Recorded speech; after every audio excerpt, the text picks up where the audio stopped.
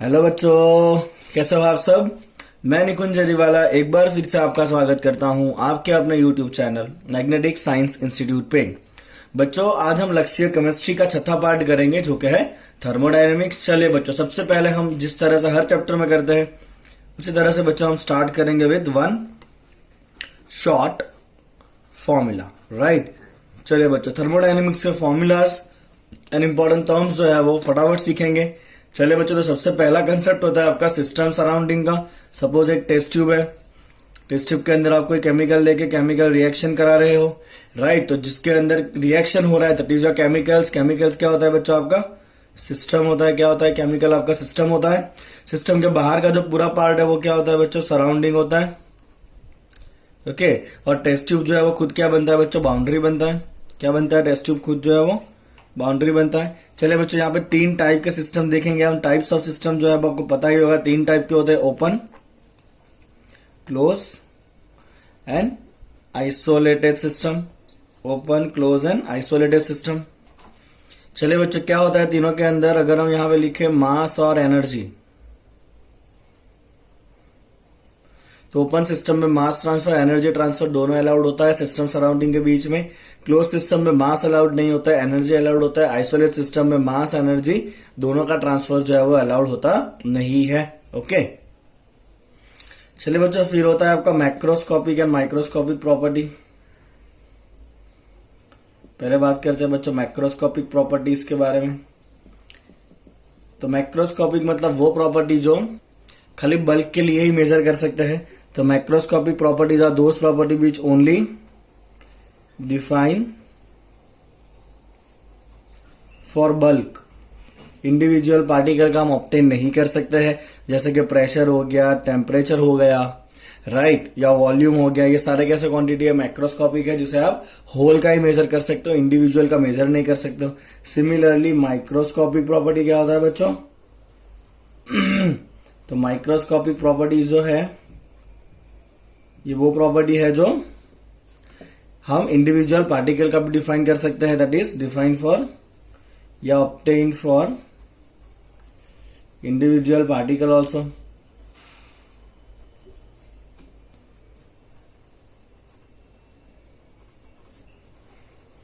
Right, जैसे कि आपका एग्जांपल हो जाएगा यहाँ पे एनर्जी।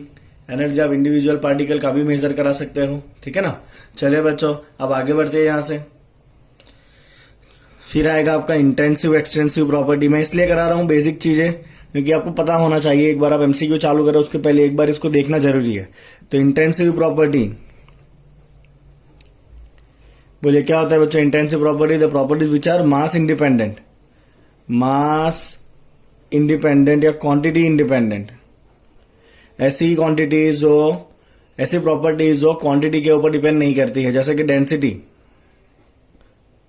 ओके, आयरन इतना हो या इतना हो, डेंसिटी तो डेंसिटी रहने वाला है। Refractive index, right, similarly temperature. Okay, फिर ऐसे सारे प्रॉपर्टी जिसके साथ में स्पेसिफिक लिखा होता है। क्या लिखा होता है, स्पेसिफिक। तो स्पेसिफिक वाली भी सारी क्वांटिटी कैसे होती है बच्चों, इंटेंसिव होती है। चलिए, फिर होता है एक्सटेंसिव प्रॉपर्टीज, का उल्टा करना है खाली आपको। एक्सटेंसिव प्रॉपर्टीज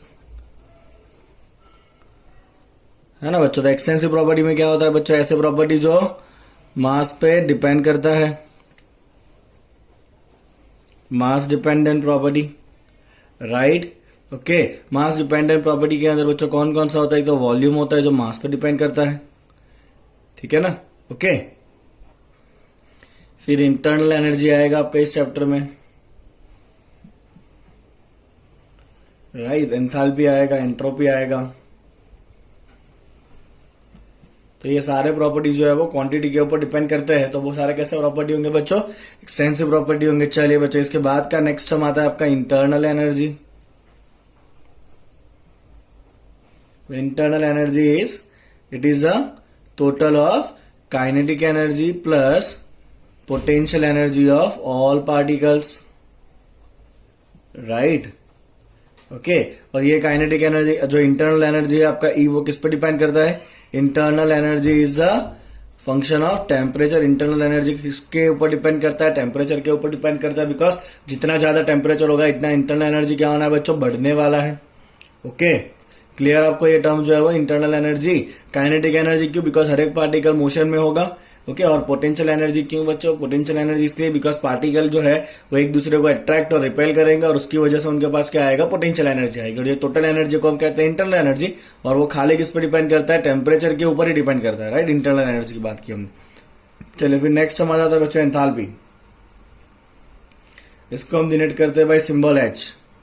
ओके, एंथैल्पी को कैसे डिनोट करते हैं बच्चों? सिंबल एच से डिनोट करते हैं। और एंथैल्पी का फॉर्मूला क्या बच्चों? Enthalpy H equal to internal energy plus pressure into volume of system. क्या होता है बच्चों? इंटरनल एंथैल्पी क्या होता है?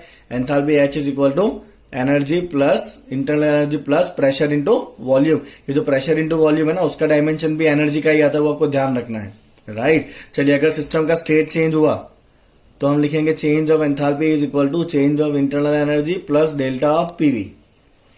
ओके, चलिए अब डेल्टा ऑफ पीवी को आप किस तरह आगे ले जाओगे बच्चों? तो डेल्टा ऑफ पीवी को आप लिख सकते हो delta P V as it is, या V as it is delta, sorry, या फिर P as it is delta of V, right? बारी बारी से दोनों का आपको डेल्टा लगाना है। क्लियर आपको इतना? फाइन। चलिए एक और रिलेशन देखते हैं आगे। चलिए, जीरो लॉ ऑफ थर्मोडायनेमिक्स क्या है बच्चों? अगर दो ऑब्जेक्ट दिए आपको ए एंड बी, अगर ये ए एंड बी एक दूसरे के साथ थर्मल इक्विलिब्रियम में है सेपरेटली, चलिए फिर जो ए है बच्चों वो सी के साथ भी थर्मल इक्विलिब्रियम में है सेपरेटली, तो अगर ए एंड बी इक्विलिब्रियम में है, ए एंड सी इक्विलिब्रियम में, तो अल्टीमेटली क्या होगा? बी और सी भी एक दूसरे के साथ इक्विलिब्रियम में हो जाएगा। That is the statement of zeroth law of thermodynamics. चलिए, जीरोथ लॉ ऑफ थर्मोडायनेमिक्स जो है डिफाइन करता है टेम्परेचर को। क्या करता है बच्चों? ये डिफाइन करता है टेम्परेचर को। It defines the temperature, right? चलिए बच्चों, अब आ जाता है आपको फर्स्ट लॉ ऑफ थर्मोडायनेमिक्स। चलिए, फर्स्ट लॉ क्या कहता है बच्चों? Change of internal energy is equal to Q plus W। चलिए बच्चों, इसमें Q क्या है? तो Q आपका हीट है। साइन कन्वेंशन, अगर हीट एब्जॉर्ब हुआ तो पॉजिटिव, और अगर हीट रिलीज हुआ तो नेगेटिव। W क्या है बच्चों? वर्क है। अगर work done on the system हुआ तो, अगर work done on the system हुआ तो पॉजिटिव, और अगर work done by the system हुआ, मतलब अगर सिस्टम वर्क करे तो कैसा होगा बच्चों? नेगेटिव होगा। ओके, तो यहाँ पे work done on the system मतलब आप गैस को दबाओगे, तो जब भी आपको इसके अंदर कंप्रेशन दिया हुआ हो, तो कंप्रेशन मतलब गैस को दबाया गया है बाहर से, work done on the gas है, तो वर्क डन कैसा होगा? पॉजिटिव होगा। और अगर जब भी एक्सपांशन हो बच्चों, एक्सपांशन मतलब गैस खुद एक्सपांड हुआ है, तो गैस से क्या हुआ है? अपने आप एक्सपांड हुआ है, तो वर्क डन कैसा होगा बच्चों? नेगेटिव होगा, राइट? चलिए बच्चों, यहाँ पर एक इंपॉर्टेंट रिलेशन आ जाता है, आपको याद हो तो, change of enthalpy is equal to change of internal energy plus delta NGRT. Change of enthalpy is equal to change of internal energy plus delta NGRT. What is delta NG बच्चों? तो आपने already equilibrium में किया होगा। Delta NG is number of gaseous product minus number of gaseous reactant. Okay, चलिए बच्चों, next term जो है वो है आपका स्पेसिफिक हीट। स्पेसिफिक हीट का मतलब क्या है बच्चों? It is amount of heat required to raise the temperature by 1 degree Celsius of 1 gram substance. अगर आपको कोई सब्सटेंस 1 ग्राम दिया है, तो उसको आप अगर 1 डिग्री सेल्सियस जितना गर्म करना चाहते हो, तो जो हीट देना पड़ेगा उसे हम क्या कहते हैं बच्चों? Specific heat. अभी नेक्स्ट आएगा बच्चों molar heat capacity. Molar heat capacity का मतलब क्या है बच्चों? तो अगर आपको सब्सटेंस 1 मोल दिया है, कितना दिया सब्सटेंस बच्चों? 1 मोल, और अगर आपको 1 मोल सब्सटेंस का टेम्परेचर 1 डिग्री सेल्सियस बढ़ाना है, तो उसके लिए जो हीट देना पड़ेगा उसे हम क्या कहेंगे बच्चों? मोलर हीट कैपेसिटी कहेंगे। तो ये जो मोलर हीट कैपेसिटी है बच्चों, वो कितना होगा? स्पेसिफिक हीट कैपेसिटी, जो कि 1 ग्राम के लिए है। अब उसको क्या करेंगे? इनटू मोलिकुलर मास करेंगे। मोलिकुलर मास का मतलब क्या हो जाएगा? 1 मोल। तो स्पेसिफिक हीट को अगर आप मोलर मास से मल्टीप्लाई करेंगे तो आपको क्या मिल जाएगा बच्चों? मोलर हीट कैपेसिटी मिलेगा। तो capital C that is molar heat capacity is equal to specific heat capacity that is small C into heat that is a molecular weight that is capital M. चलिए, CP क्या है बच्चों? CP होता है molar heat capacity at constant pressure. CV होता है molar heat capacity at constant volume. Okay, and CP minus CV is equal to what? Work done in the expansion of gas. क्यों? Because CP जो है ना, अगर आपका pressure constant है और आप गैस को गर्म कर रहे हो, तो गैस तो क्या होता है बच्चों? एक्सपांड होता है। बट क्योंकि आपको प्रेशर को कांस्टेंट रखना है, तो आपको क्या करना पड़ेगा बच्चों? जो गैस एक्सपांड हो रहा है ना, उसको भी काउंटर अटैक करने के लिए वर्क करना पड़ेगा। राइट। ओके, तो इसीलिए सीपी जो है वो ऑलवेज सीवी से बड़ा होता है। तो सीपी माइनस सीवी क्या होता है बच्चों? Work done in expansion of gas. क्या होता है? CP minus CV is work done in expansion of the gas, right. चलिए बच्चों, तो अब बारी आ जाती है सीपी सीवी रिलेशन का देखने की। सीपी सीवी रिलेशन, चलिए बच्चों, तो सबसे बेसिक रिलेशन होता है CP minus CV is equal to R. क्या रिलेशन होता है बच्चों? CP minus CV is equal to R. और दूसरा होता है बच्चों CP by CV is equal to gamma. CP minus CV is equal to R and CP by CV is equal to gamma, right. चलिए बच्चों, कुछ बहुत इंपॉर्टेंट यहां पे आपको देखना है जो है for monoatomic gases, for monoatomic gas, right. Monoatomic gas जैसे कि आर्गन हो गया, हीलियम हो गया, नियॉन हो गया, तो ये सारे मोनोएटॉमिक गैसेस है। मोनोएटॉमिक जो गैसेस है बच्चों, उसका सीवी होता है 3/2r, सीपी होता है बच्चों 5/2r, और तो इसका सीपी बाई सीवी निकालो बच्चों, कितना आएगा? 5/3 आएगा obviously, that is equal to 1.66। ये हो गया बच्चों फॉर मोनोएटॉमिक गैसेस। इसी तरह अगर आपको डाई एटॉमिक गैसेस दिया है बच्चों, कौन सा गैस दिया है? For diatomic gas. Okay, physics में इसके बारे में डिटेल में आता है। Diatomic gases such as hydrogen है, क्लोरीन है, ऑक्सीजन है, नाइट्रोजन है। तो उन गैसेस के लिए बच्चों जो सीवी है वो सीवी होता है उनका 5/2r, और बच्चों उनका सीपी होता है 7/2r। तो उसका गामा कितना हो जाएगा बच्चों? Gamma that is CP by CV. तो उसका गामा हो जाएगा CP by CV is equal to 7/5, that is equal to 1.40। It is for diatomic gases. चलिए बच्चों, उसी तरह से अगर ट्राई एटोमिक गैस है, जैसे कि ओजोन है O3, या SO2 है, सल्फर डाइऑक्साइड गैस, तो ऐसे गैसेस के लिए बच्चों आपका जो सीपी और सीवी का रेशियो है वो हो जाता है आपका 8r/6r, and that is equal to 1.33। Okay, तो ये रेशियो जो है ना बच्चों आपको याद रखने हैं, बिकॉज क्वेश्चन के अंदर ये फ्रिक्वेंटली आएगा। ओके, चलिए, एक बहुत इंपॉर्टेंट पॉइंट है बच्चों जो है आपका heat transfer eight constant volume. जब भी आप हीट को कांस्टेंट वॉल्यूम पे ट्रांसफर करोगे वो सीधा इंटरनल एनर्जी में कन्वर्ट हो जाता है, और जब भी आप हीट को ट्रांसफर करोगे बच्चों एट कांस्टेंट प्रेशर तो वो सीधा कन्वर्ट हो जाता है एंथैल्पी में। ई क्या है बच्चों? हमने अभी आगे किया, E is for internal energy, right. और ये एच क्या है बच्चों? H is the enthalpy. तो हीट को अगर कांस्टेंट वॉल्यूम पे ट्रांसफर करेंगे तो सीधा इंटरनल एनर्जी में कन्वर्ट होगा। हीट को अगर कांस्टेंट प्रेशर पे ट्रांसफर करेंगे तो सीधा किस में कन्वर्ट होता है बच्चों? वो एंथैल्पी में कन्वर्ट होता है। चलिए अब फॉर्मूला देखेंगे बच्चों, work done during isothermal expansion of gas. चलिए, वेरी इंपॉर्टेंट, राइट। तो यहां पे बच्चों 3 केसेस करेंगे। सबसे पहला है रिवर्सिबल। अगर ये एक्सपांशन जो है या कंप्रेशन जो है गैस का वो कैसा है बच्चों? रिवर्सिबल है। तो रिवर्सिबल का आपका वर्क डन होता है बच्चों, work done is equal to -2.303 RT log of V final by V initial. Okay, और अगर आप इसको प्रेशर के फॉर्म में लिखो तो 2.303 RT log of P initial by P final. Boyle law है, volume is inversely proportional to the pressure अगर टेम्परेचर कैसा है? कांस्टेंट है। What do mean by isothermal? हाँ, आइसोथर्मल का मतलब क्या होता है बच्चों? आइसोथर्मल का मतलब होता है कांस्टेंट टेम्परेचर। क्या मतलब होता है आइसोथर्मल का? कांस्टेंट टेम्परेचर होता है।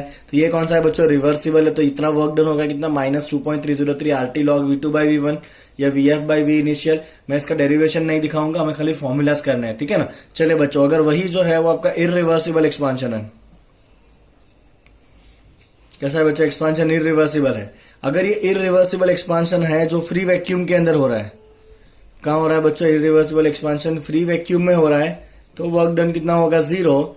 और अगर वही जो है वो अगेंस्ट द एक्सटर्नल प्रेशर हो रहा है, against the pre external which should be less than P internal, तो वही एक्सपांशन होगा ना। बाहर का प्रेशर कम होना चाहिए, अंदर ज्यादा होना चाहिए, तो ही वो एक्सपांड होगा, राइट। तो उसका आपका वर्क डन हो जाएगा बच्चों -P external V final minus V initial. तो इतने फॉर्मूले हैं बच्चों work done during the isothermal process. Okay, चलिए अब देखते हैं work done during the adiabatic expansion. तो पहले एडियाबेटिक का मतलब क्या होता है बच्चों? एडियाबेटिक का मतलब होता है हीट ट्रांसफर इज जीरो, मतलब कोई भी हीट ट्रांसफर नहीं हो रहा है तो प्रोसेस कैसा होता है बच्चों, एडियाबेटिक होता है। तो फर्स्ट लॉ क्या कहता है बच्चों, delta E equal to Q plus W, और यहाँ पे हीट ट्रांसफर कितना है, जीरो है, मतलब एडियाबेटिक में आप जो भी वर्क करोगे वो सीधा इंटरनल एनर्जी में ही कन्वर्ट हो जाता है, राइट। और अभी हमने देखा था इंटरनल एनर्जी का मतलब क्या होता है बच्चों, internal energy is equal to CV delta T, क्योंकि इंटरनल एनर्जी को हम किससे रिलेट करते हैं, कांस्टेंट वॉल्यूम से रिलेट करते हैं। तो इंटरनल एनर्जी का चेंज क्या होगा बच्चों, CV डेल्टा टी होगा। ओके, चलिए अब इसका केसेस देखते हैं बच्चों। अगर रिवर्सिबल एडियाबेटिक एक्सपांशन है, ओके, पहले एडियाबेटिक का आप लॉ देख लीजिए। एडियाबेटिक का जो लॉ है that is PV raise to gamma is equal to constant. क्या है बच्चों एडियाबेटिक का law, PV raise to gamma is equal to constant. Okay, अब इसको अलग अलग तरीके से एक्सप्लेन कर सकते हो बच्चों, दैट इज, वो गामा तो पता है ना, अभी आगे लिखा ना, gamma is equal to CP by CV, जो अलग अलग गैसेस के हिसाब से हम रखेंगे, राइट। ओके, चले बच्चों, यहाँ पे अलग अलग तरीके से इस रिलेशन को प्रूव कर सकते हो। दैट आपको याद क्या रखना है, इसको आपको याद रखना है, TP का रिलेशन है T proportional to P raise to gamma minus 1 by gamma. क्या रिलेशन है बच्चों, T proportional to P raise to gamma minus 1 by gamma. कुछ धार नहीं मारेगी, यहां से ही आपको डिराइव करना है। PV रेस टू गामा क्या है बच्चों, कांस्टेंट है। ओके, चलिए, अगर आपको प्रेशर नहीं चाहिए, अगर मान लीजिए इक्वेशन में आपको प्रेशर नहीं चाहिए, वॉल्यूम और टेम्परेचर चाहिए, तो आप क्या करोगे बच्चों, आइडियल गैस इक्वेशन यूज करो, PV इक्वल टू nRT। तो pressure is proportional to what बच्चों, T बाई V, क्योंकि N और R तो कैसा होता है, कांस्टेंट। तो P की जगह रख दो आप यहाँ पे T बाई V रखा आपने, क्या रखा, P की जगह बच्चों T बाई V रख दिया, into V raise to gamma is equal to constant. तो ये क्या हो गया बच्चों, T into V raise to gamma minus 1 is equal to constant. तो TV का रिलेशन क्या आ गया बच्चों, TV का रिलेशन आ गया T प्रोपोर्शनल टू, ये नीचे जाएगा 1 अपन गामा माइनस 1 होगा, जो ऊपर आएगा तो क्या हो जाएगा, 1 माइनस गामा हो जाएगा। तो ये आपका TV का रिलेशन हो गया, T proportional to V raise to 1 minus gamma. PV relation तो पहले से ही दिया हुआ है, PV raise to gamma is equal to constant, right. तो अकॉर्डिंगली आपको जो दो क्वांटिटी दिया है उसको आपको इस तरह से सॉल्व कर लेना है। आपको मेन ये याद रखना है, PV raise to gamma equal to constant, P को सब्स्टिट्यूट करना है तो P proportional to T by V, और V को अगर सब्स्टिट्यूट करना है तो V प्रोपोर्शनल टू P, और V प्रोपोर्शनल टू क्या होगा, T बाई P होगा, ठीक है ना। चलिए आगे देखते हैं। चलिए, work done during reversible adiabatic expansion अगर हुआ तो वर्क डन होता है आपका रिवर्सिबल एडियाबेटिक एक्सपांशन का P1V1 minus P2V2 divide by gamma minus 1। क्या होता है बच्चों, P1V1 minus P2V2 divide by gamma minus 1। यहाँ आपको इसको लिख सकते हो, PV is equal to nRT use करें तो ये हो जाएगा आपका nR, जो कॉमन आ गया, T1 minus T2 divide by gamma minus 1। ये किसके लिए बच्चों, work done for reversible adiabatic expansion. किसके लिए, रिवर्सिबल एडियाबेटिक एक्सपांशन के लिए है। ओके, चले बच्चों, उसी तरह से अगर आपको वर्क डन पूछा है फॉर इरिवर्सिबल एडियाबेटिक, क्वेश्चन को आपको ध्यान से देखना है कि प्रोसेस कैसा है, किस तरह का एक्सपांशन है।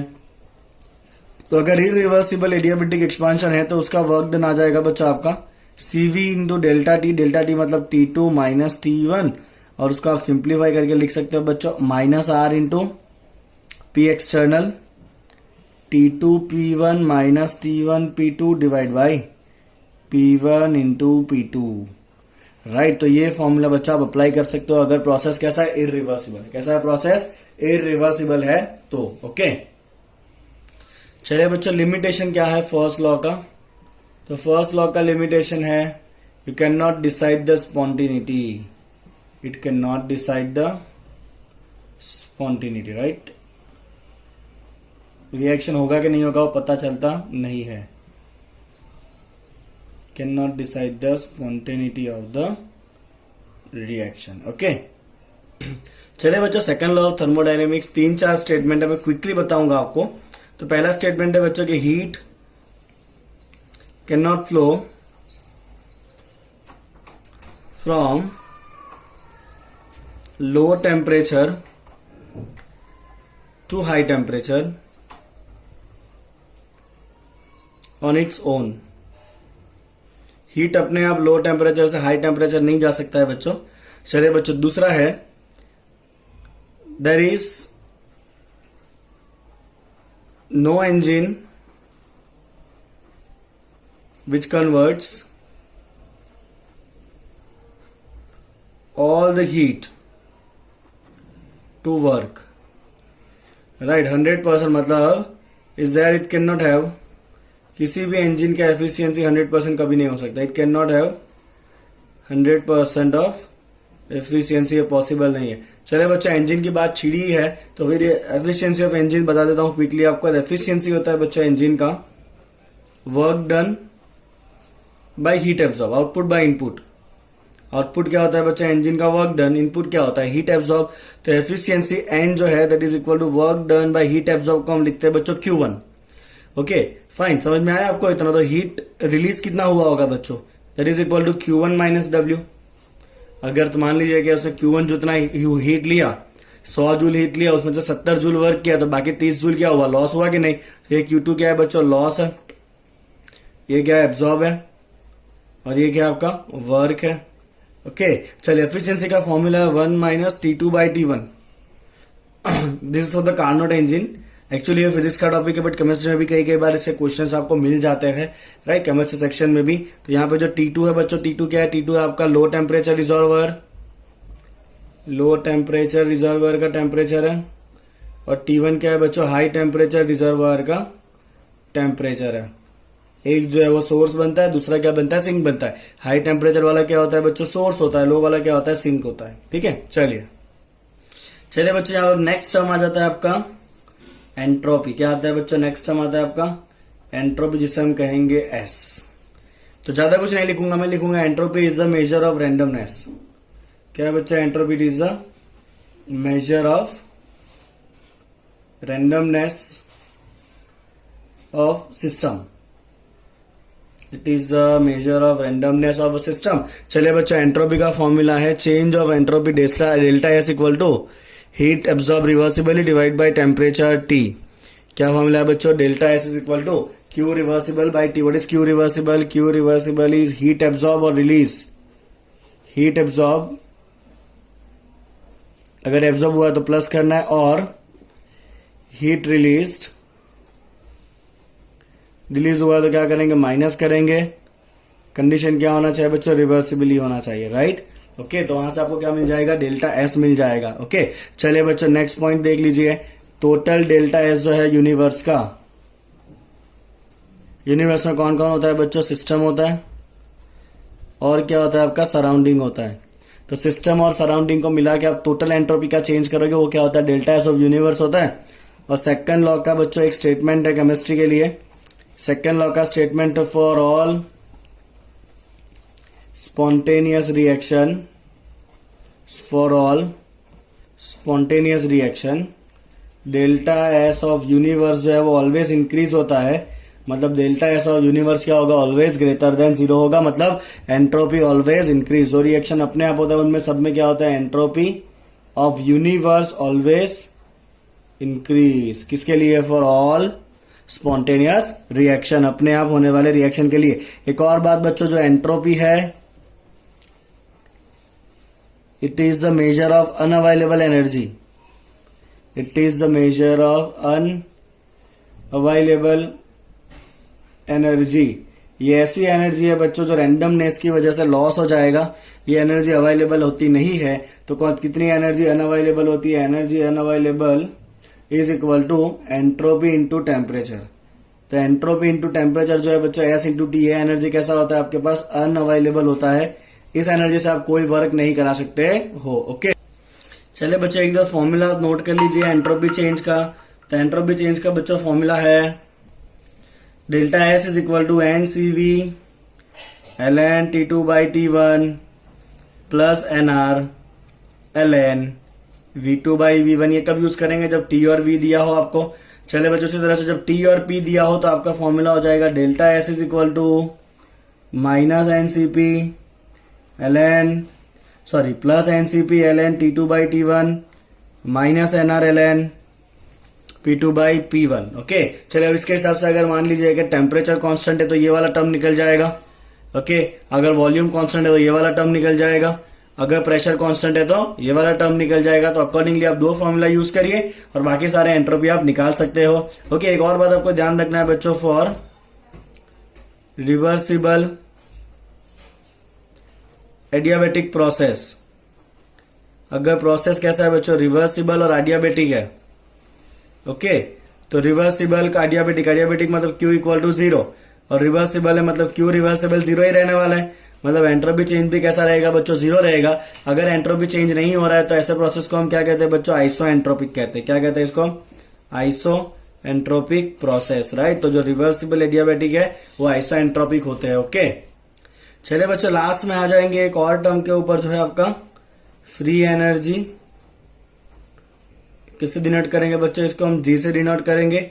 और ये फ्री एनर्जी जी क्या होता है बच्चों, H माइनस टी एस। क्या होता है ये, H minus T S. H क्या है आपका एंथैल्पी है, T is for temperature in kelvin, S is for entropy. तो आपका delta G change of entropy कितना होगा बच्चों, delta H minus T delta S। अगर रिएक्शन कांस्टेंट टेम्परेचर के ऊपर हो रहा है तो delta G equal to delta H minus T delta S। चलिए यहाँ पे थर्ड, यहाँ पे आपका सेकंड लॉ का एक और स्टेटमेंट आएगा जो कहता है कि फॉर ऑल स्पॉन्टेनियस रिएक्शन,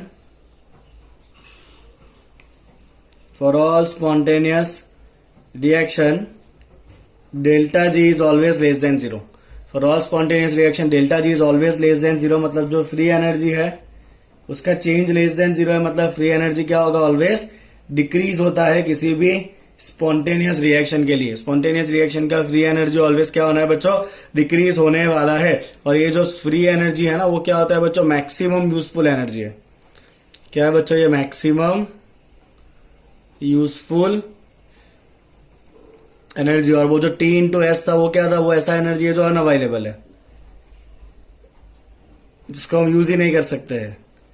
तो इन दोनों का जब डिफरेंस करोगे ना अपना, delta G minus T delta S, right, तो आपको एक्चुअल में एंथैल्पी मिल जाएगा। यहां से किया और कुछ किया नहीं है, राइट। तो आपको क्या मिल जाएगा, एक्चुअल में एंथैल्पी मिल जाने वाला है बच्चों, ठीक है ना। तो ये जो है वो आपका मैक्सिमम यूजफुल वर्क है। एंथैल्पी तो नहीं कहेंगे इसको, बट हम इसको लिखेंगे मैक्सिमम, कितना यूजफुल वर्क आपको जो ऑब्टेन होगा वो, इतना वर्क अवेलेबल है, इतना आप यूज नहीं कर सकते हो, तो बाकी बचा जो है वो यूजफुल वर्क है जो हम अवेलेबल है हमारे पास, ठीक है ना। चलिए बच्चे एक दो इक्वेशन याद रखने हैं। डेल्टा जी का इक्वेशन इक्विलिब्रियम कांस्टेंट के साथ minus R T L N K, very well known formula, delta G equal to minus R T L N K. एक और formula, delta G equal to cell potential के साथ minus N F E zero cell, okay. Delta G equal to minus N F E zero cell, fine. ये आपको बहुत ही well famous formula जो आपको पता ही होगा, okay. Delta G equal to minus R T L N K and delta G equal to minus N F E zero cell, okay. चले बच्चों अब यहाँ पे एक सिंपल सा लॉजिक देख लीजिए, delta G equal to what, delta H minus T delta S. अगर मुझे डेल्टा जी कैसा चाहिए बच्चों, नेगेटिव चाहिए। ये कब पॉसिबल है, ये तब पॉसिबल है जब डेल्टा एच कैसा हो नेगेटिव हो और डेल्टा एस कैसा हो पॉजिटिव हो। सोच लीजिए, बिकॉज ये माइनस इंटू प्लस माइनस हो जाएगा और ये माइनस माइनस को ऐड करोगे तो आंसर ऑलवेज माइनस ही आने वाला है, राइट। तो डेल्टा एच नेगेटिव मतलब रिएक्शन कैसा होगा, एक्सोथर्मिक होगा। रिएक्शन कैसा होगा बच्चों, एक्सोथर्मिक होगा। और डेल्टा एस पॉजिटिव है मतलब एंट्रोपी क्या हो रहा है बच्चों, आपका इंक्रीज हो रहा है, ठीक है ना। तो ऐसे रिएक्शन ऑलवेज स्पॉन्टेनियस होते हैं। कैसे होते हैं बच्चों, ये रिएक्शन ऑलवेज स्पॉन्टेनियस होंगे। तो ऐसे रिएक्शन जो एक्सोथर्मिक है मतलब हीट को इवॉल्व करते हैं, हीट को इवॉल्व करते हैं और एंट्रोपी बढ़ाते हैं, वो रिएक्शन ऑलवेज कैसे होते हैं बच्चों, स्पॉन्टेनियस होते हैं। ऑलवेज नॉन स्पॉन्टेनियस कौन होते हैं बच्चों, ऑलवेज नॉन स्पॉन्टेनियस जो है,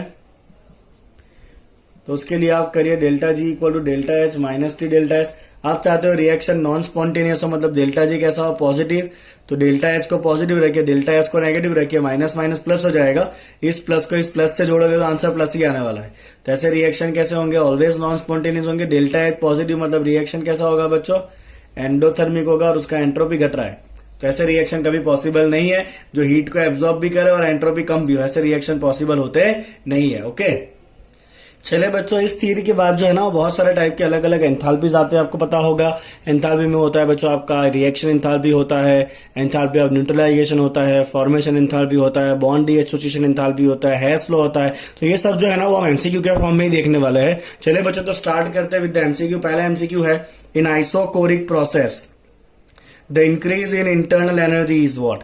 चलिए आइसोकोरिक, आइसोकोरिक के अंदर बच्चों क्या कांस्टेंट होता है, तो आइसोकोरिक का मतलब होता है आपका वॉल्यूम कैसा है बच्चों, कांस्टेंट है। अगर वॉल्यूम कांस्टेंट है तो चेंज ऑफ वॉल्यूम कैसा होगा, zero. Change of volume zero है तो वर्क डन जो होता है पी डेल्टा वी वो भी कैसा होगा आपका, जीरो होगा। तो फर्स्ट लॉ क्या कहता है बच्चों, delta U equal to Q plus W, work done कैसा है, 0 है, तो increase of internal energy is equal to Q। Q plus है कि माइनस, हमें क्या कहा है, डेल्टा U इंक्रीज हो रहा है। ये तब भी होगा जब Q कैसा हो बच्चों आपका, पॉजिटिव हो, मतलब हीट क्या हो रहा है, एब्जॉर्ब हो रहा है। क्या हो रहा है आपका, हीट जो है वो एब्जॉर्ब हो रहा है, मतलब आपका आंसर आएगा it is equal to the heat absorb. चलिए second MCQ, mixture of 2 moles of carbon monoxide, बनाते जाए question. 2 mole of carbon monoxide जो गैस होता है, and 1 mole of oxygen, oxygen भी क्या होता है बच्चों, गैस होता है, is ignited to convert to CO2। CO2 कितना बनेगा, चलिए बैलेंस करिए इसको, 2 मोल CO2 बनेगा, वो भी क्या होता है, गैस होता है। फॉर दिस रिएक्शन कौन सा रिलेशन सही है, राइट, वो फाइंड करना है हमें। चलिए तो आप डेल्टा एनजी निकालिए, यहाँ पे नंबर ऑफ गैसियस रिएक्टेंट कितने हैं बोलिए, तो gaseous reactant 2, gaseous reactant 1, 2 + 1, gaseous reactant कितने, 3 है। चलिए यहाँ पे आ जाए number of gaseous product, product में गैस कितना है बच्चों, 2 है। ओके, तो आपका डेल्टा एनजी क्या आएगा, product minus reactant that is equal to -1। Okay, मतलब डेल्टा एनजी कैसा आया बच्चों आपका, लेस देन 0 आया, डेल्टा एनजी लेस देन 0 आया, तो आपका डेल्टा एच का रिलेशन है, delta H equal to delta E plus delta NGRT. अब क्योंकि ये वैल्यू कैसा आया आपका, नेगेटिव आया है, नेगेटिव आया मतलब डेल्टा ई में से ये टर्म माइनस हो जाएगा, मतलब डेल्टा एच कैसा हो जाएगा बच्चों, छोटा हो जाएगा। कैसा हो जाएगा, डेल्टा एच जो है वो छोटा हो जाएगा। क्लियर। चलिए थर्ड एमसीक्यू, चलिए बच्चों अगला सवाल है, for the reaction of the 1 mole of the zinc plus sulphuric acid in bomb calorimeter. चलिए क्वेश्चन है बॉम्ब कैलोरीमीटर का, फाइंड करना है डेल्टा यू और क्यू का साइन क्या होगा। तो बॉम्ब कैलोरीमीटर जो है वो कंप्लीटली सील्ड होता है, राइट। बॉम्ब कैलोरीमीटर कैसा होता है बच्चों, इट इज कंप्लीटली सील्ड। अगर बॉम्ब कैलोरीमीटर कंप्लीटली सील कर दिया गया है, मतलब वॉल्यूम चेंज होने वाला नहीं है। अगर वॉल्यूम नहीं चेंज हो रहा है तो वर्क डन कितना होगा, 0 होगा, बिकॉज वर्क डन क्या होता है, P डेल्टा V होता है। कितना हो जाएगा बच्चों आपका, वर्क डन जो है वो 0 हो जाएगा। तो आपको याद रखना है बॉम्ब कैलोरीमीटर में ऑलवेज वर्क डन कितना होता है बच्चों, 0 होता है। चलिए अब यहाँ पे रिएक्शन में हीट एब्जॉर्ब होगा कि इवॉल्व होगा, तो जिंक जब H2SO4 के साथ रिएक्ट करेगा, वेरी ऑब्वियस वो क्या करेगा बच्चों, हीट इवॉल्व करेगा। क्या करेगा, वो हीट को इवॉल्व करेगा। हीट इवॉल्व करने वाला है, हीट है, तो आपका फर्स्ट लॉ क्या है बच्चों, delta U equal to Q plus W। और वर्क डन तो कैसा है आपका, 0 है, और हीट क्या हो रहा है, इवॉल्व हो रहा है। अगर हीट इवॉल्व हो रहा है तो हीट का साइन क्या आएगा बच्चों, नेगेटिव आएगा। क्यों नेगेटिव आएगा, बिकॉज हीट क्या हो रहा है बच्चों, इवॉल्व हो रहा है। तो डेल्टा यू कैसा आएगा, नेगेटिव आएगा, that is equal to less than 0। तो 3, ये राइट आंसर इज ए। चलिए फोर्थ क्वेश्चन देखिए, work done during the isothermal expansion. Isothermal expansion की बात है, of 1 mole of an ideal gas from 10 atmosphere to 1 atmosphere है 300 kelvin, और are का वैल्यू लेना है 2। तो क्या कहा है बच्चों, आइसोथर्मल एक्सपांशन का है। चलिए सॉल्व करते हैं इसको। तो आइसोथर्मल एक्सपांशन अभी हमने फॉर्मूला किया, वर्क डन क्या होता है बच्चों, आइसोथर्मल का आपका वर्क डन होता है nRT ln V final by V initial. चलिए बच्चों n कितना मोल है, 1 मोल गैस है, 1 मोल गैस। R का वैल्यू कितना लेना है, 2 लेना है, आंसर कैलोरी में होगा पूरा आपका। टेम्परेचर कितना है, 300 है। ln होगा आपका V final that is 10, V initial that is 1। Okay, चलिए बच्चों ये हो जाएगा आपका 600, ln को कन्वर्ट करें कितना होगा, 2.303 होगा। log ऑफ 10, log 10 का वैल्यू कितना हो जाता है 1, 600 इंटू 2। अब आंसर सोचिए कितना होगा, 23 इंटू 6 करिए, आपको रफ आंसर मिल जाएगा कुछ ना कुछ। 6 3 18 एंड 3 138 आजू बाजू कुछ आंसर होना चाहिए। तो right answer is your C, that is 1381.8 calorie. इतना होगा आपका वर्क डन। क्लियर आपको इतना। चलिए नेक्स्ट क्वेश्चन। चलिए नंबर 5, रिएक्शन दिया है C3H8 gas 5O2 gas will give you 3O2 gas plus 4H2O liquid. लिख रहा है आपको, और is delta H minus delta E. तो डेल्टा H डेल्टा ई का रिलेशन है, delta H equal to delta E plus delta NGRT। तो हमें खाली डेल्टा NG निकालना है। चलिए डेल्टा NG में गैसियस प्रोडक्ट कितना है, तो गैसियस प्रोडक्ट 3, ये तो लिक्विड है उसको लेना नहीं है। तो आपका जो गैसियस प्रोडक्ट है बच्चों वो कितना है, 3 है। चलिए गैसियस रिएक्टेंट गिने कितना है, तो गैसियस में रिएक्टेंट कितना है, ये 5 है। गैसियस में रिएक्टेंट कितना है, 5 है, और गैसियस में रिएक्टेंट कितना है, 1 है, राइट। तो गैसियस रिएक्टेंट कितना हो गया, 5 + 1 दैट इज इक्वल टू 6। तो आपका डेल्टा NG कितना होगा बच्चों, product minus reactant 3 - 6 that is -3। तो आपका डेल्टा H कितना होगा बच्चों, delta H equal to delta E minus -3RT। समझ में आ रहा है, सॉरी यहाँ पे प्लस होगा, delta H equal to delta E plus delta NG का वैल्यू रख देना है -3। ओके, चलिए तो delta H minus delta E कितना होगा बच्चों आपका, -3RT। कितना होगा ये, -3RT होगा। क्लियर आपको क्वेश्चन, समझ में आ रहा है आपको। चलिए अगला क्वेश्चन देखिए, system absorb absorb 600 joule of heat and work equivalent to 300 joule on surrounding. चलिए हीट कितना है 600, एब्जॉर्ब है क्या रिलीज है, हीट जो है वो एब्जॉर्ब है, एब्जॉर्ब मतलब प्लस। चलिए वर्क डन देगा, work done 300 joule on it surrounding, work done on the surrounding है, गैस के ऊपर वर्क, सिस्टम के ऊपर वर्क नहीं हुआ, सिस्टम ने वर्क किया है तो सिस्टम वर्क करता है तो यहां पे साइन क्या आएगा, नेगेटिव आएगा, that is by the system. और यहां पे क्या है, हीट जो है वो आपका एब्जॉर्ब है। क्या पूछा है, what is the change in internal energy, first law use करिए, delta E equal to Q plus W, 600 plus minus 300, answer कितना आएगा बच्चों आपका 300 जूल। तो इंटरनल एनर्जी में कितना चेंज होगा, 300 जूल जितना चेंज होगा। ओके चलिए नेक्स्ट देखते हैं। चलिए next question, one 1 mole of mono atomic ideal gas, ठीक है। तो यहाँ पे एक हिंट निकालना हो, नीचे गैस कैसा है बच्चों आपका, मोनो एटोमिक है, that is the first hint. चलिए आगे ले जाते हैं इसको।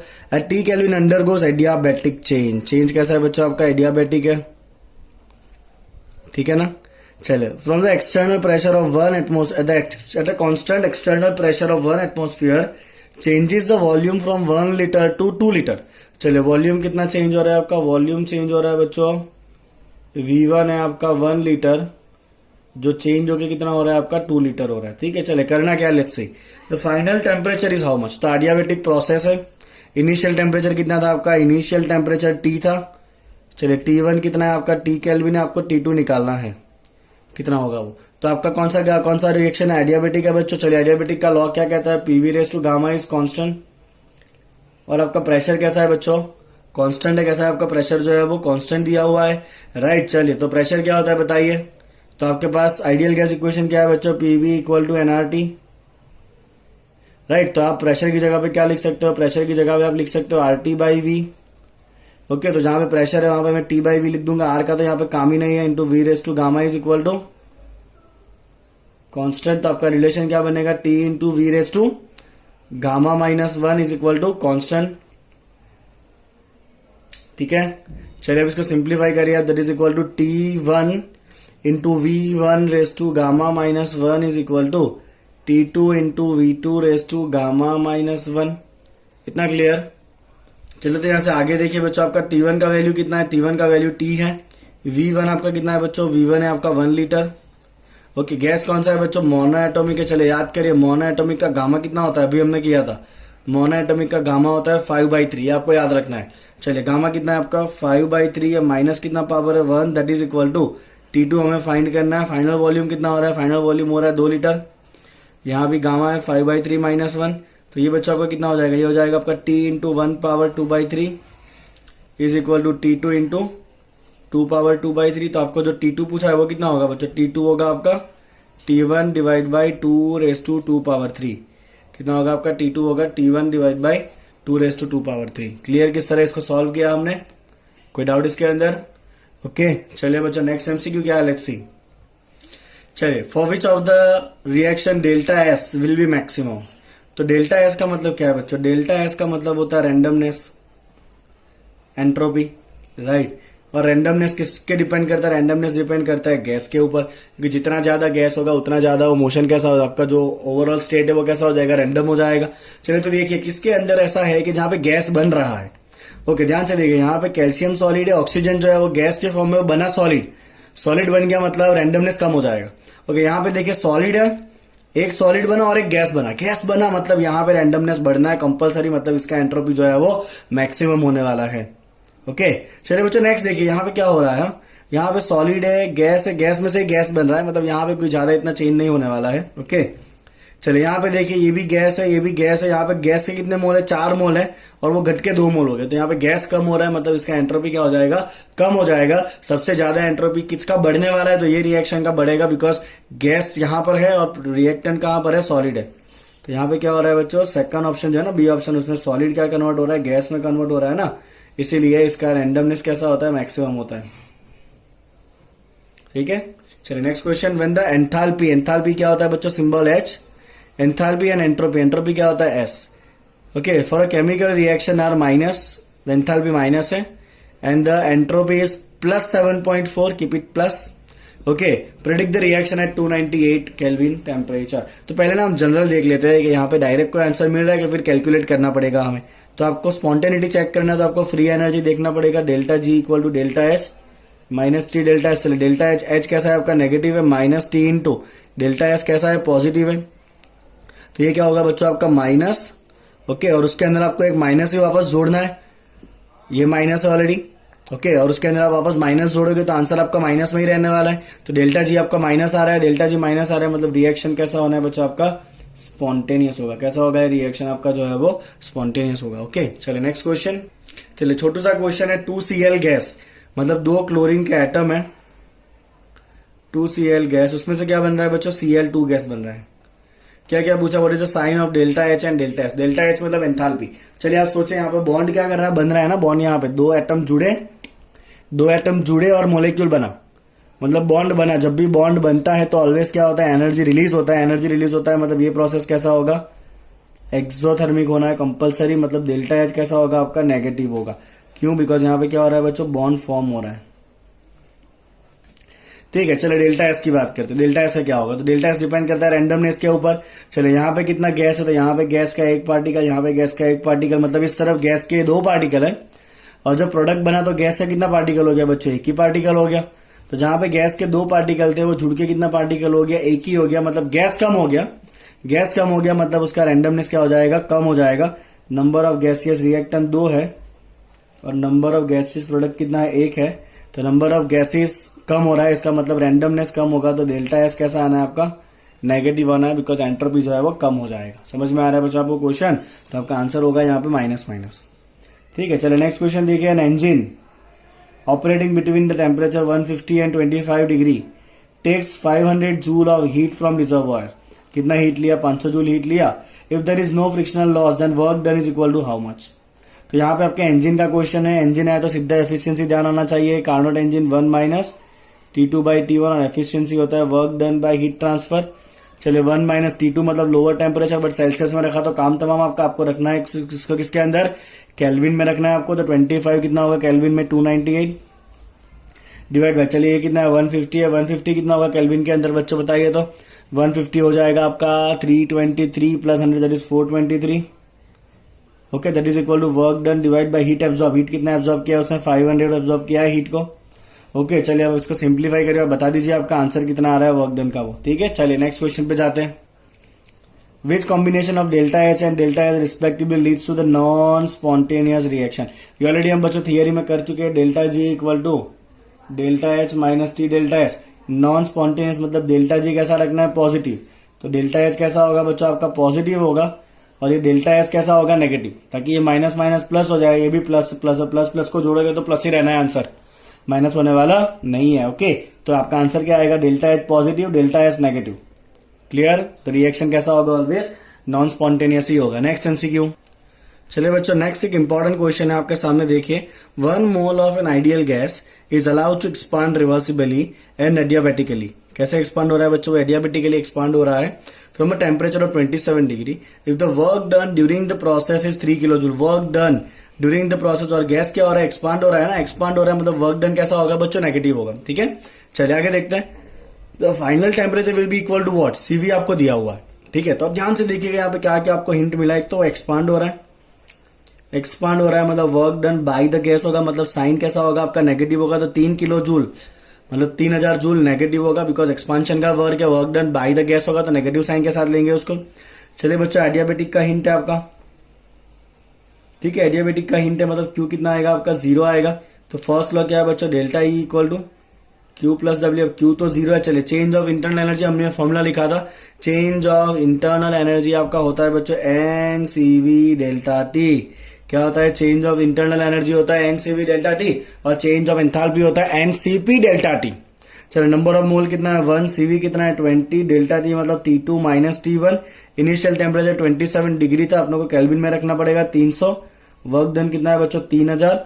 चलिए इसको सॉल्व करिए, T2 minus 300 is equal to 3000/20 कितना होगा बच्चों, 3000/20 करोगे तो 150 होगा। तो आपका फाइनल टेम्परेचर कितना आ जाएगा बच्चों, 450 केल्विन। कितना आएगा फाइनल टेम्परेचर, कुछ ना कुछ गड़बड़ हुई है, let's check it out. Okay, work done कैसा है बच्चों, नेगेटिव है ना, तो ये सामने जाएगा तो 300 माइनस 150 आपका आंसर कितना आना है बच्चों, 150 आएगा। कितना आएगा आपका आंसर जो है वो 150 kelvin is right answer. Okay, चलिए क्या कहा था, molar heat capacity of the water at a constant pressure, molar heat capacity of the water at constant pressure that is CP.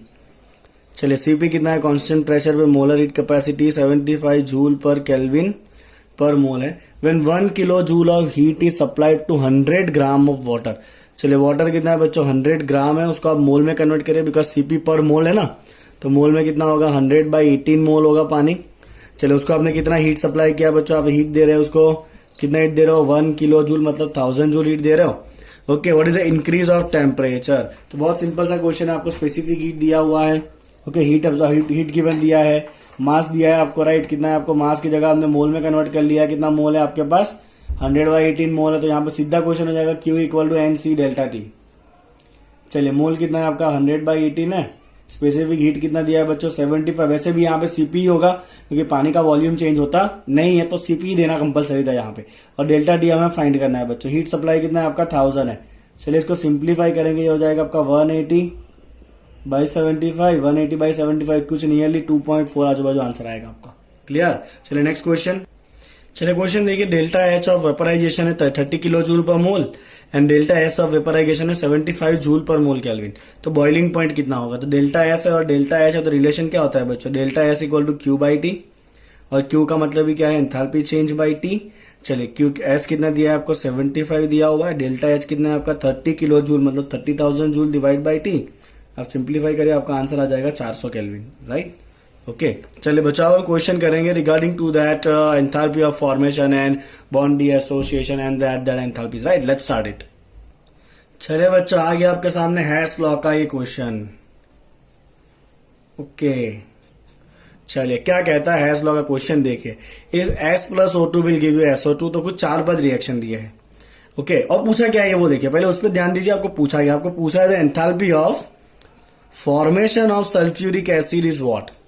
तो आपको पहले एंथैल्पी ऑफ फॉर्मेशन पता होना चाहिए बच्चों। एंथैल्पी ऑफ फॉर्मेशन में आपको ध्यान रखना है, और एंथैल्पी ऑफ फॉर्मेशन आपको 1 मोल कंपाउंड बनाना है। कितना कंपाउंड बनाना है, 1 मोल कंपाउंड बनाना है, और वो भी किसमें से बनाना है, उसके एलिमेंट के स्टैंडर्ड स्टेट में से, एलिमेंट्स के स्टैंडर्ड स्टेट में से, from elements standard state. Okay, अगर ऐसा हो रहा है तो इसका जो रिएक्शन का एंथैल्पी होगा उसे हम कह सकते हैं एंथैल्पी ऑफ फॉर्मेशन। चलो तो यहां पे हमें क्या बनाना है बच्चों, सल्फ्यूरिक एसिड बनाना है। लेट्स सी H2SO4 बनाते हैं पहले। अब मुझे इसके एलिमेंट के स्टैंडर्ड स्टेट में से बनाना है बच्चों, तो इसके एलिमेंट में कौन है, हाइड्रोजन है। हाइड्रोजन का स्टैंडर्ड स्टेट कौन सा होगा, H2 होगा। और सल्फर है, सल्फर का स्टैंडर्ड स्टेट कौन सा होगा बच्चों, S होगा। और ऑक्सीजन है, ऑक्सीजन का स्टैंडर्ड स्टेट क्या होता है बच्चों, O2 गैस होता है। और क्योंकि यहाँ पे O4 है तो मुझे यहाँ पे क्या चाहिए, O2 चाहिए। देख लीजिए मैंने 1 ही मोल H2SO4 बनाया है, वो भी उसके सारे एलिमेंट्स में से ही बनाया है। किसमें बनाना है बच्चों, उसको आपको एलिमेंट में से बनाना है, जो हमने यहाँ पे बना दिया है। चलिए अब आपको क्या करना है, आपको ये इक्वेशन डिराइव करना है, लाना है, और इस चार को आपको यूज करना है और इसको आपको ऑब्टेन करना है। चलिए 1 बाय 1 करेंगे। सबसे पहले आप देखिए H2 आपको लेफ्ट में चाहिए। इन चारों में से ऐसा कौन है जो आपको H2 देगा, वो भी लेफ्ट में, और हमें चाहिए 1 मोल, तो ये रहा ये रिएक्शन। तो पहले उसको लिख दीजिए आप H2 + ½ O2, उससे क्या मिलेगा हमें 2H2 मिलेगा। और हमने कुछ नहीं किया, सीधा रिएक्शन को उठा दिया, तो ऐसे लिख देंगे -287.3। क्लियर, तो मेरा H2 आ गया है। अब मुझे सल्फर चाहिए 1 मोल लेफ्ट साइड पे, ये रहा सल्फर 1 मोल लेफ्ट साइड पे, लिखिए उसको as it is S + O2 will give you SO2। इसका delta H as it is लिखा है तो कुछ चेंज नहीं करना है, -298.2। रिएक्शन को घुमाएंगे तो डेल्टा एच का साइन चेंज करना है। अगर रिएक्शन को मल्टीप्लाई करो तो डेल्टा एच को भी मल्टीप्लाई करना पड़ेगा अकॉर्डिंगली, ठीक है। चलिए बच्चों आगे ले जाता हूं आपको मैं। ओके, तो मेरा एस भी आ चुका है। अब O को छोड़िए, अब देखिए H2SO4 हमें चाहिए बच्चों राइट साइड पे। कहां चाहिए हमें, H2SO4 चाहिए राइट साइड पे। ऐसा कौन सा रिएक्शन है जहां पे H2SO4 राइट पे, ये रहा। एक ही रिएक्शन में H2SO4 है, हमें 1 ही मोल चाहिए, इसको सीधा उठा के यहां पे रख दो। चलिए तो ये हो गया SO3 + H2O, जो हमें क्या देगा बच्चों, H2SO4 देगा, और उसका डेल्टा एच कितना है, -130.2 है, ठीक है। चलिए बच्चों ध्यान से देखिए, अगर आपने इतने इक्वेशन को ऐड कर दिया तो क्या होगा, लेट्स सी। अगर मैं इतने इक्वेशन को प्लस करूं तो क्या हो रहा है, तो मुझे H2 चाहिए। देखिए सामने कहीं पे H2 नहीं है, तो H2 को हम रख देंगे एज इट इज। चलिए ये आ चुका है। ओके, आगे देखते हैं। यहाँ पे हाफ O2 है, सामने कहीं हाफ O2 है, नहीं है, मतलब कट नहीं होने वाला है। तो हाफ O2 और यहाँ पे एक O2 है, हाफ प्लस एक कितना हो जाएगा? 3/2 O2 हो जाएगा। चलिए दोनों O2 आ गए यहाँ पे, ठीक है। चलिए यहाँ पे सल्फर है, सामने कहीं सल्फर है, कहीं सल्फर नहीं है सामने, आपको क्या करना पड़ेगा? एक बार सल्फर लिख दिया यहाँ पे लेफ्ट साइड पे। चलिए बच्चों यहाँ पे SO3 है, ओके, सामने कहीं SO3 है, बताइए। तो सामने कहीं SO3 है आपका, सामने कहीं भी SO3 नहीं है, तो यहाँ पे बच्चों आपको SO3 लिख देना है एज इट इज। तो आपने यहाँ पे लिख दिया SO3 को एज इट इज। यस और नो, समझ में आ रहा है बच्चों आपको? ओके, चलिए SO3 लिख दिया हमने। फिर यहाँ पे H2 है, सामने कहीं H2 है, नहीं है सामने H2, तो यहाँ पे H2O भी लिख दिया एज इट इज। चलिए ओके, सॉरी एक मिनट ना, यहाँ पे H2O है, यहाँ पे 2 H2O है, तो कट होगा ना। यहाँ पे 2 है, यहाँ पे 1 है, तो कट हो जाएगा। इस तरफ 1 बचेगा, तो यहाँ पे साइन दे दीजिए। चलिए ओके, यहाँ पे एक H2 बच गया, 2 में से 1 गया, तो और साथ में क्या बचा है? यहाँ पे SO2 बचा है, और साथ में क्या बचा है बच्चों? H2SO4 बचा है। क्या बचा है साथ में? H2SO4। और इन सबको आप प्लस करिए और एंथैल्पी बताइए कितना आ रहा है। तो इन सबको प्लस करने पे बच्चों आपका एंथैल्पी आ जाए -715.8, है ना। तो वर्ड मुझे लाना तो ये था, आया तो कुछ ऐसा है, मतलब क्या क्या ऐसा है जो नहीं चाहिए हमें। तो ध्यान से देखिए बच्चों, मुझे ना SO3 चाहिए, ये मेरा टारगेट है। मुझे SO3 भी नहीं चाहिए, ठीक है, और मुझे ये SO2 भी नहीं चाहिए, और मुझे H2O नहीं चाहिए। यहाँ पे इतना मुझे नहीं चाहिए, तो मुझे किसी तरह से इसको उड़ाना पड़ेगा। ओके, चलिए बच्चों कैसे उड़ाएंगे इसको ध्यान से देखिएगा, बहुत ध्यान से आपको देखना है कैसे उड़ाना। मैं इस रिएक्शन को यहाँ पे वापस रिपीट कर रहा हूं एक बार। H2 प्लस 3/2 O2, मैंने इसलिए एक ऐसा ही एग्जाम्पल ले लिया ताकि आपको पूरा टॉपिक जो है ना वो एक ही बार में समझ में आ जाए, राइट। यहाँ पे प्लस था SO3 और उससे बन रहा है यहाँ पे H2O प्लस SO2। एक मिनट वाले, let me just take the new sheet now. चलिए तो बचा हुआ इक्वेशन है। चलिए बच्चों मैंने रिएक्शन कॉपी कर लिया। अब मुझे क्या क्या उड़ाना था? मुझे SO3 नहीं चाहिए, H2O नहीं चाहिए, और ये SO2 नहीं चाहिए, राइट। मुझे SO3 का काम नहीं है, H2O का काम नहीं है, और SO2 का काम नहीं। अब ध्यान से देखिए, यहाँ पे SO2 है, मुझे अगर उड़ाना है तो इनमें से ऐसा कौन सा रिएक्शन है जो मैं यूज करूंगा? तो मुझे SO2 कहाँ चाहिए बच्चों? राइट हैंड साइड, क्योंकि यहाँ पे जो SO2 है ना वो लेफ्ट पे है, सॉरी राइट पे है। तो हमें नेक्स्ट इक्वेशन में SO2 कहाँ चाहिए? राइट पे चाहिए। आपको राइट पे SO2 कहाँ मिलेगा बच्चों? देखिए ध्यान से, ये रहा, ये इक्वेशन ऐसा है जो हमने अभी यूज ही नहीं किया है। यस और नो? ओके, चलिए बच्चों ध्यान से देखिए। और यहाँ पे एक और छोटा सा एरर हो गया था हमसे। एरर ये था H2 प्लस हाफ O2 जो था ना वो खाली एक ही H2 देगा, 2 H2 नहीं देगा। यस और नो? ओके, तो ये H2 तो सीधा कट ही हो जाने वाला है इधर से, मतलब इसमें H2 नहीं आएगा, इक्वेशन में H2 आने वाला नहीं है। चलिए बच्चों, यहाँ से SO2 उड़ाना है, यहाँ से SO3 उड़ाना है, तो ऐसा रिएक्शन चाहिए जिसमें इस तरफ SO2 हो और इस तरफ SO3 हो, ताकि SO3 कट हो जाए, SO2 सामने सामने कट हो। ये रहा reaction, SO2 plus half O2 will give you SO3, और इसका एंथैल्पी कितना है बच्चों? -98.2 है।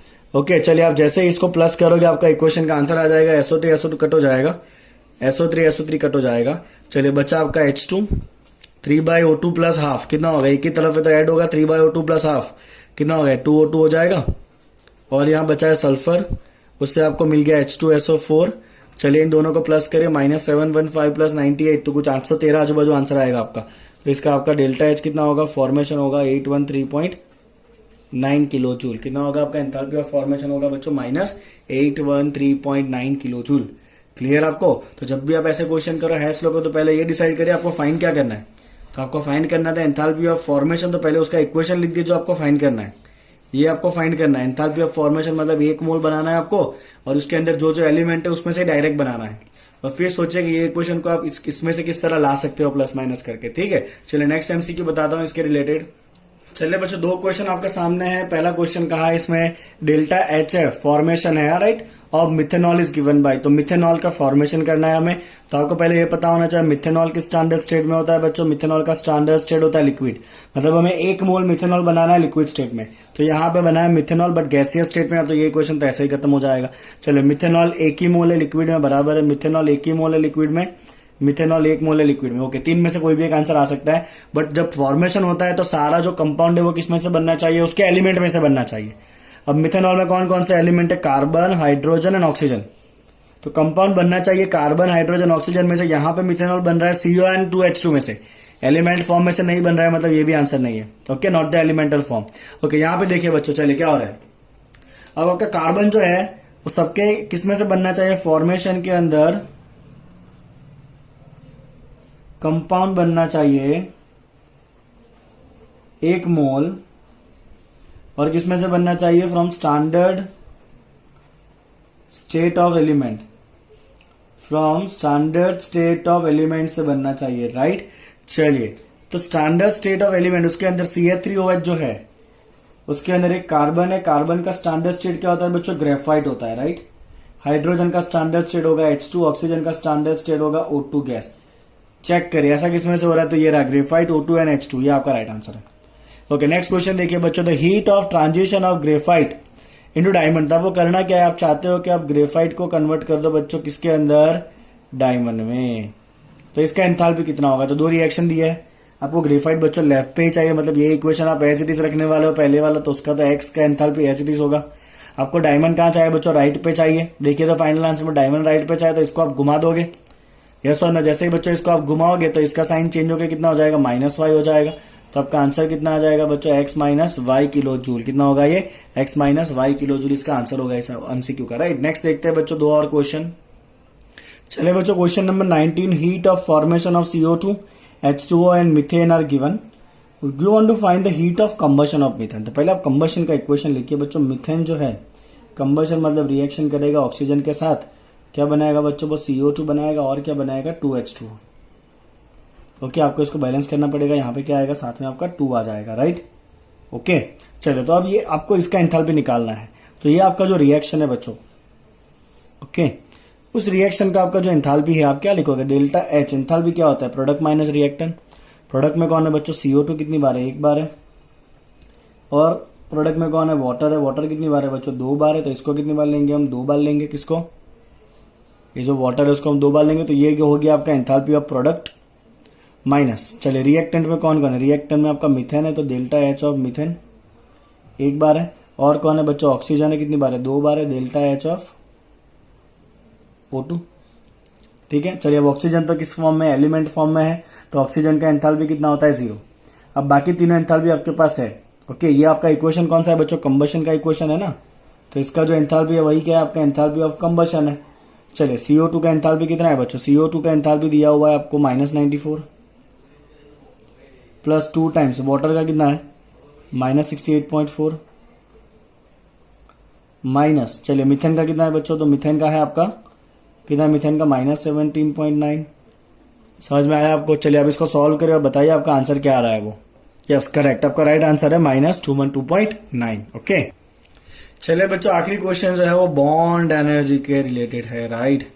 तो बॉन्ड एनर्जी का मतलब क्या है बच्चों, अगर आपको बॉन्ड को तोड़ना है तो कितना एनर्जी देना पड़ेगा, राइट। चलिए, क्या कहा है, तो HH का बॉन्ड एनर्जी दिया है, BR दिया, और HBr का बॉन्ड एनर्जी दिया हुआ है 433, 192 एंड 364। आपको फाइंड करना what is the enthalpy for the following reaction. तो रिएक्शन है बच्चों आपका H2 gas plus Br2 gas will give you 2 HBr gas.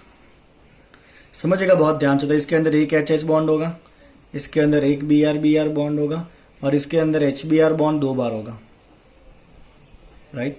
Okay, चलिए, अब हमें जब भी बॉन्ड एनर्जी के फॉर्म में क्वेश्चन दिया होता है ना, तो आपका जो डेल्टा H है ना बच्चों, ओके, ये तो क्या हो रहा है, बॉन्ड बन रहा है, क्या हो रहा है, हर जगह पे बॉन्ड बन रहा है, राइट। ओके, और हमें एनर्जी किसका दिया है बच्चों, बॉन्ड टूटने का एनर्जी दिया हुआ है। तो जब भी आपका क्वेश्चन बॉन्ड एनर्जी के फॉर्म में होता है, आपका डेल्टा H जो है ना, वो हो जाएगा आपका summation of delta H of reactant minus summation of delta H of product. बस अगर इतना ध्यान रखना है। बाकी सब में बच्चों क्या आता है, प्रोडक्ट माइनस रिएक्टेंट आता है। बाकी सब में क्या आता है, प्रोडक्ट माइनस रिएक्टेंट, बट खाली और खाली for bond energy, only for question of bond energy. अगर आपका क्वेश्चन बॉन्ड एनर्जी के फॉर्म में है तो उसका डेल्टा H कितना आएगा बच्चों, रिएक्टेंट माइनस प्रोडक्ट आएगा। चलिए, रिएक्टेंट में 1 बार HH बॉन्ड का एंथैल्पी है, 1 बार Br का एंथैल्पी है, राइट। और प्रोडक्ट के अंदर 2 बार HBr का एंथैल्पी है, ठीक है। चलिए, HH का एंथैल्पी कितना है बच्चों, आपका HH का एंथैल्पी दिया है आपको 433, Br का दिया है आपको 192, माइनस करना है आपको 2 बार, HBr का कितना है 364 है। चलिए बच्चों, आप सॉल्व करिए, कितना आ रहा है बताइए। तो 3 + 2 = 5, 9 + 3 = 12, 6 - 8 7 तो कितना आएगा बच्चों आपका आंसर? 625 माइनस 728 करिए, आपका आंसर आएगा माइनस 103 किलो जूल। कितना आएगा आपका आंसर? Minus 103 kilo joule. चलिए बच्चों, तो थर्मोडायनेमिक्स से जुड़ा आपको जितना भी चाहिए, थियरी चाहिए या जो मोस्ट इंपोर्टेंट एमसीक्यू चाहिए आपको रिवीजन पर्पज से, वो सारे मैंने यहाँ पे करा दिए हैं। आई होप कि इतना करने के बाद आपका थर्मोडायनेमिक्स का एमसीक्यू जो है वो एग्जाम में कंपलसरी आपका सही होने वाला है, राइट। चलिए, तो प्लीज लाइक करिए वीडियो को और सब्सक्राइब करिए चैनल को। Thank you so much for watching the video. Keep updated for the next video.